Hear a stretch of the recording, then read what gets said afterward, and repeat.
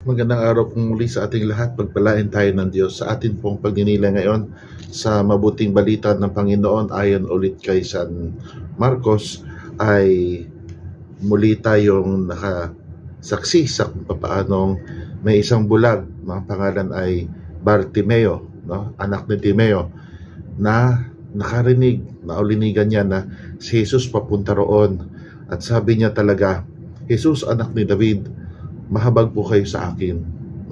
Pinagsabihan siya, pero lalo pa niya inilakas. O kaya na siya ay papuntahan kay Jesus, nang tawagin ni Jesus siya, ay, "Anong gusto mo sa gawin ko sa iyo?" sabi ni Jesus.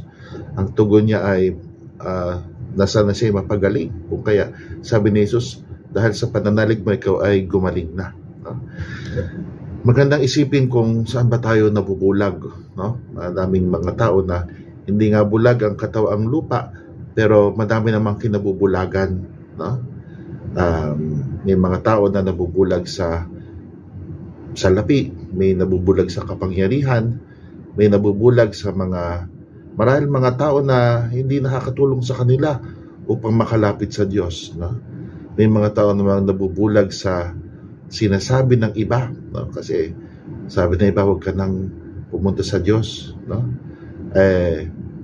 Kapag tayo ay naging tapat sa ating sarili at tapat kay Jesus, hindi tayo mahihiya magsabi na, "Jesus, anak ni David, mahabag po kayo sa akin." Sa banal na misa sinasabi natin, "Panginoon, kaawaan mo po kami." Sana sa ating buhay ganun din, Pero paano natin sasabihin yun kay Jesus kung hindi muna natin po inaamin sa ating sarili na kung minsan pwede tayong mabulag, pwede tayong mawala sa landas, pwede tayong matalisod.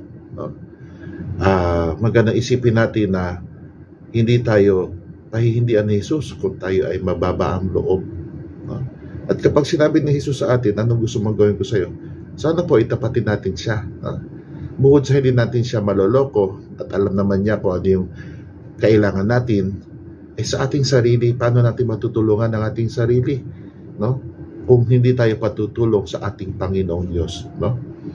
Napakahirap magbagong buhay kapag hindi natin tinatanggap kung ano yung ating kinakailangang tanggaping tulong mula sa ating Panginoon. Kaya maganda na tayong lahat ay maglakas ng loob. Tingnan natin, si Jesus andyan sa maraming paraan, pumupunta sa atin sa pamagitan ng kanyang salita, ng kanyang mensahe, sa pamagitan ng mga sakramento, sa pamagitan ng ibang tao, sa pamagitan din ng mga taong mga maralita, mga nangangailangan, na sana makita natin ang ating sarili na nangangailangan din na magmahal sa Diyos at sa kapwa. Pagpalain tayo ng Diyos.